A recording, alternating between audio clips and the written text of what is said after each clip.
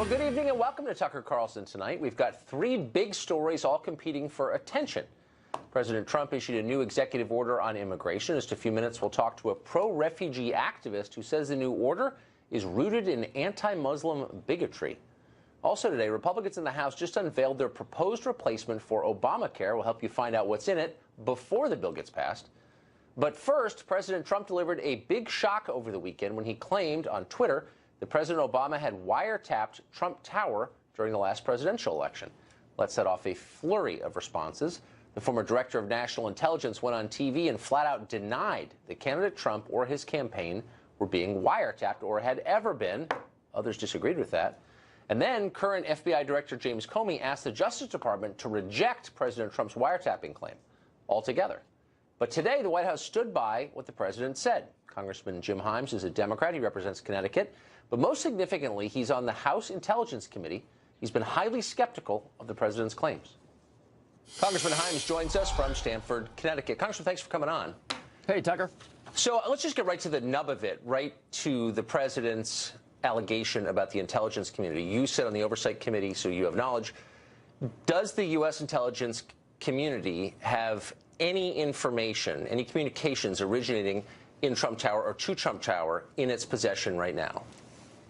I don't know the answer to that question, and I suspect that if I did, I probably couldn't talk about it on television. One thing that is for sure, though, and the nub of it is, if they do, it would have been pursuant to a warrant issued by a judge, not by the command of President Obama. Right. As you know, that kind of surveillance happens only when somebody presents probable cause of a crime or of a foreign power at work, and then a judge says, okay, do it. I did know that. I did know that, but it's kind of beside the point. I mean, you're speaking to whether or not the president's tweet was literally accurate, and it wasn't. But the larger question is whether it wasn't. But the larger question... I'm not sure that's beside the point, but... yeah. Well, no, okay. Because I think the average person is wondering, could it be that the United States intelligence community is spying on the president or the presidential candidate or his staff during a campaign? No, that could not be. Really? Because it looks like they were. And there's a lot of evidence. First of all, there is no evidence. First of all, there is absolutely no evidence that they were. And people who would be in a position to know, like FBI Director Comey, apparently wants to tell the world that, you know, the former DNI, the Director of National Intelligence, said, no, that's not true. And in fact, as you know, the White House has produced exactly zero evidence. The one institution that could come out with some evidence, because the president can call the head of the NSA, the head of the CIA, the head of the FBI into the office and say, tell me whether this is true or not, and they have not done that. You're absolutely right. You're absolutely right, but it doesn't change the fact that they were, in fact, conducting surveillance, DOJ and FBI, of the president's former campaign manager, Paul Manafort, during the campaign. Tucker, that's not really disputed. That is not a fact, and it's irresponsible for you to say that that's a fact. There are allegations, there are news reports out there, but that is not a fact. So you believe that true? You believe that to be untrue? Tucker, I sit on the Intelligence Committee, so I probably know more than perhaps about this than perhaps 50 people on the planet. And no, there is right now there is absolutely no evidence to suggest that is the case. Now that, of course, is part of the investigation that have just begun. So you're saying that everything that we have read, these FISA requests, the 3, 2 denied, 1 approved, all the reports that Manafort and 2 other associates of Donald Trump were under surveillance, that's all false? Is that what you're saying? What I'm saying is that the report, and when you say lots of outlets, you're talking about The Guardian and the New York Times. And the BBC, yes. And none of this stuff has been confirmed. We don't know where it came from. As you know, who is being monitored pursuant to FISA warrants is a highly classified thing. And further, as you know, you used the word spying. You know, yes, I don't quite know what that means. Because I'll tell you what it is. It's listening into somebody who doesn't know he's being listened into. No. Oh, okay. So that's what police do when they're listening in on drug dealers and child molesters? That's right. It's spying, and sometimes it's justified, and sometimes it isn't. But let's call it what it is. It's spying. Spying is when we go to Russia and try to recruit Russian generals to give us Russian secrets. Okay. When law enforcement is listening to anybody, that is law enforcement. Okay.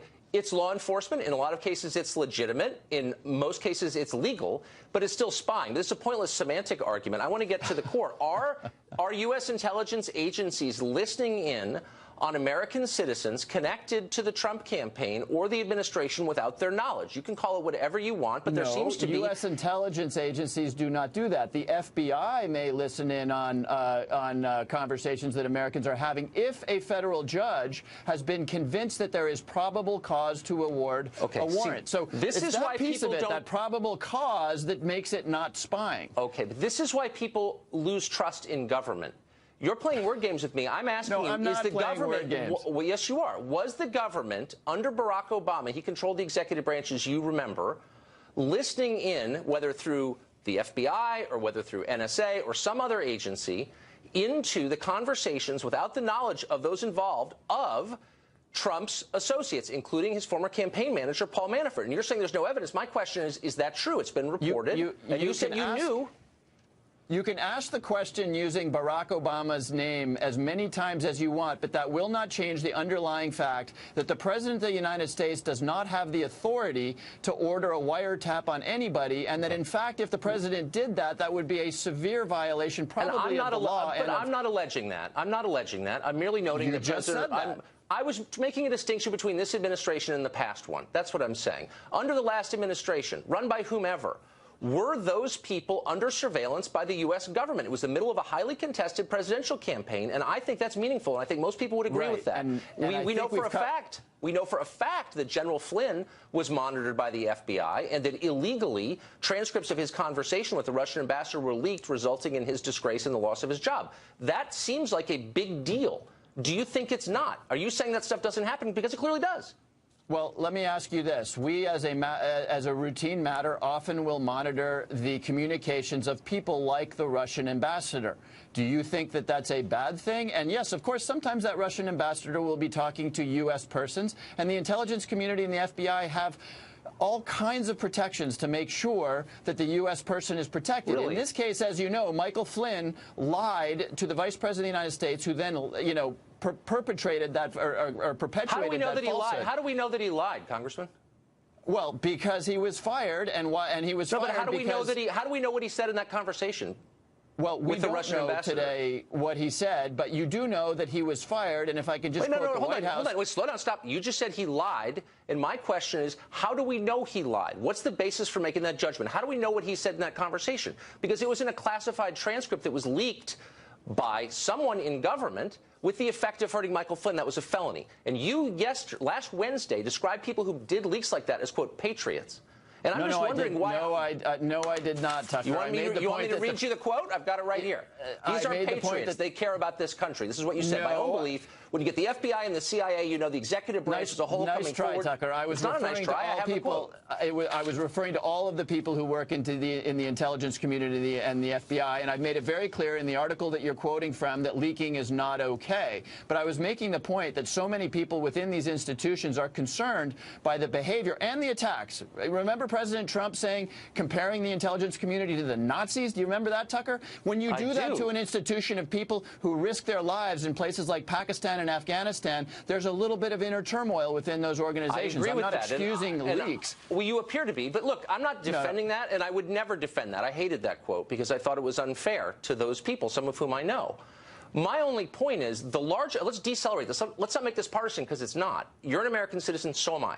I want to believe that the U.S. government is not going to secretly collect information on me and then use it against me illegally for political ends. That is what they have done. You're fully aware of that. Tucker, you're in charge of the oversight of these agencies. And what are you doing about it? First of all, you're making statements like they're doing it, and they're doing it illegally. They did it to General Flynn. That they're doing. I'll give you. You showed me the proof. You said he lied, and you said he lied based on your knowledge of a transcript you should not have known about, and I shouldn't have known about either.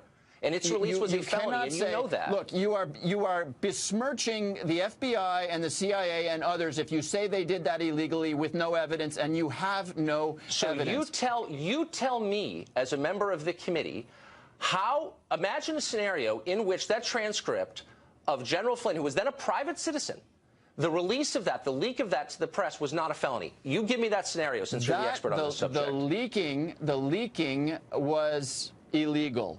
The it fact was. I that thought they you just were said it wasn't, and I was wiretapping them. besmirching them by saying so. No. You said they were using the information illegally. If a warrant exists, They were using and if it a illegally wiretap exists, when they leaked it. Oh, the as leaker, you just of course. said. Yes. Of course. The people you described as, quote, patriots. I'm not saying the leak is... No. You're totally making that up, and I did not say the leak was legal. You were making it sound as though the people who were listening in on the conversations were acting illegally. That happens pursuant to legal authority. And I'm not saying that. I'm merely saying that and I'm making a reasonable, nonpartisan point, I think, that I would expect you to agree with, which is when you have a government that collects information, and we have all these standards designed, as you just said, to protect us, and how dare I question the protections? Those protections didn't work.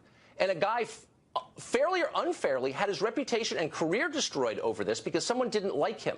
That's the behavior of a third world government, of a police state, and I would think as someone in charge of the oversight, you would be very concerned about that, but you don't seem to be. No. Once again, you're misrepresenting my position. Leaking is wrong. Leakers are not patriots. Let me be very clear about that. But you also know the story here, which is that the Deputy Attorney General and others, according to news reports, went to the White House and said, the vice president misrepresented what happened in Michael Flynn's conversations. Michael Flynn could be blackmailable because we're not the only people who know that Michael Flynn lied to the vice president. So nobody was trying to get Michael Flynn. People went to the White House and said, your national security advisor could be blackmailed because he lied to the vice president. How did that information wind up in the Washington Post, I wonder? Because there was a leaker, which is not the right thing to do. Okay, so now we're kind of getting back to my original point, which it's certainly not that complicated, which is why I wonder why you're dodging. So here's my broader question. Since you are in charge of the oversight, how many Americans have their personal information swept up by the intelligence agencies, by NSA or others, every year? What do you mean by swept up? The NSA, for example, taps into the fiber lines. It's been widely reported that cross the Atlantic and in other places. And they sweep up a massive amount of data, both from the internet, from phone calls. And they are not supposed to be looking at the data of Americans without a warrant, as you know. But they collect all this data. And my impression is, from living here, that you guys who have the responsibility of oversight do not know how many Americans' data is picked up by these intelligence agencies. And my question is, why don't you know? And shouldn't you be interested in that? So it's a really interesting question, and we're very interested in this. It's critical to oversight. So, for example, it won't surprise you to know that we have the capability, and quite often we will want to listen in on phone conversations that potential terrorists in places like Pakistan and other places around the world are having. We may want to look at the emails that potential terrorists are having. It won't surprise you to know that from time to time they might email or have a conversation with an American. And so when our intelligence agencies pick up that information, sometimes the information is either an American on the other end, or sometimes it's about an American. And so our intelligence community has an elaborate set of protocols to try to protect, and they're human, right? They don't always get it right, but they try to protect the information of those people who are U.S. citizens and therefore entitled to Fourth Amendment protections. Well, do they always get it right? No, they don't. But there are an elaborate set of protocols. Now, if you're calling, sure that's right. But if you want to go the Edward Snowden route, because I'm hearing Tucker Carlson as Edward Snowden tonight. Please don't call names. I'm asking you a sincere adult question, and you're calling me Edward Snowden, which I'm certainly not. I'm telling you that you've taken the position because you're now acting very critical about these. Not at all. Not at all. I'm asking. I'm not being critical of the intel agencies. I'm being critical of you because I don't think you really know to what extent they're following those protocols, because I don't think that your committee has demanded and received a complete listing of the names of Americans, or at least a description of the Americans, the number of Americans who've been surveilled, intentionally or not, by these agencies. In fact, I know that you haven't. And my question is why?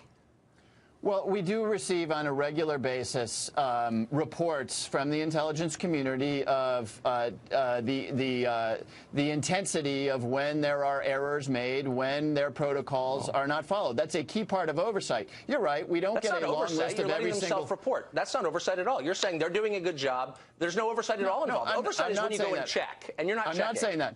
You're using words like illegal, and in fact, there exists plenty of protections. I'm saying leaking is illegal. We agreed on that. We agreed on that. You're saying they go through all these elaborate protocols, but you're not checking on them, and then you're calling that oversight. No. And I'm saying, why should I trust that? First of all, when did I say we're not checking on them? Once again, Tucker, you're putting words into my mouth. That's a lot of fun on Fox News, but it's not particularly accurate to the way the intelligence community operates. I'm asking you real questions. Let me finally ask you about something. No, you're not. You're asking me loaded questions with all sorts of premises that you don't begin to There's support. no Look, we know what happened. You acknowledged what happened. No, you don't know what happened. Yes, I do. An American general had his conversation listened to without his knowledge. I'm not contesting the right of the U.S. government to do that. Right. I'm contesting their right to pass that information on to others who will hurt him with it, which they did.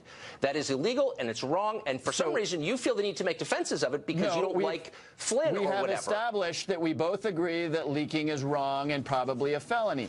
You then went on to say that there are no controls and you're not doing oversight. No, I didn't say if that is true or not. I didn't say there were no controls. I merely said that you're not getting a full accounting from those agencies, and you know that you're not. And you haven't denied that because you know you're not, and I know you're not. So, let's stop pretending.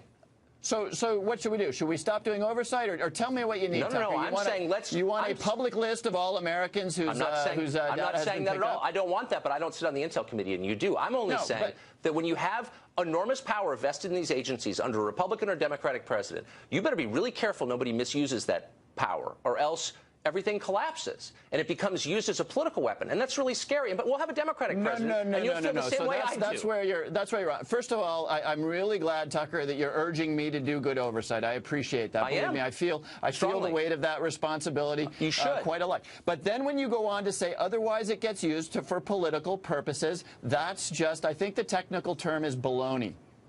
Okay, let me ask you one last question. So the director of national intelligence, James Clapper, said yesterday on television that there was, quote, no evidence gathered that he was aware of any collusion between the Trump campaign or Trump himself and the Russian government. Since you've avowed such respect for the intelligence community, I assume you'll retract your claim that the Russians hacked this election and that Trump is a puppet of Putin or whatever. This kind of ends the story, doesn't it? So just so we can be clear, because this really kind of illustrates something about the Tucker Carlson show. You're saying that the DNI said today that the Russians did not hack the election? No, I'm saying what I just said. That is exactly what you just said. You're not listening. I said yesterday on NBC, Clapper said there is no evidence that he's aware of, and this is almost a verbatim quote, that there was surveillance, that there was collusion. No, there was collusion between the Trump campaign and the Russian government. Right. And the allegation from day one, and the implication certainly from the Democrats has been there was some kind of collusion. The DNI says there's not. Is that significant to you? There is no allegation that there was collusion. There is an investigation, which, by the way, Republicans like Senator Burr and Congressman Nunes are fully participating in. There are questions about whether there was. There is no question about whether there was Russian hacking, which was what the question that you asked earlier. The intelligence community, including Clapper, believe with high certainty that there was hacking and that it was done on behalf of Donald Trump. Whether there was collusion or whether there was contact between the Trump organization and the Russians is the reason that we've got two investigations happening on Capitol Hill today. All right. Congressman, thanks for joining us. Thanks, Tucker.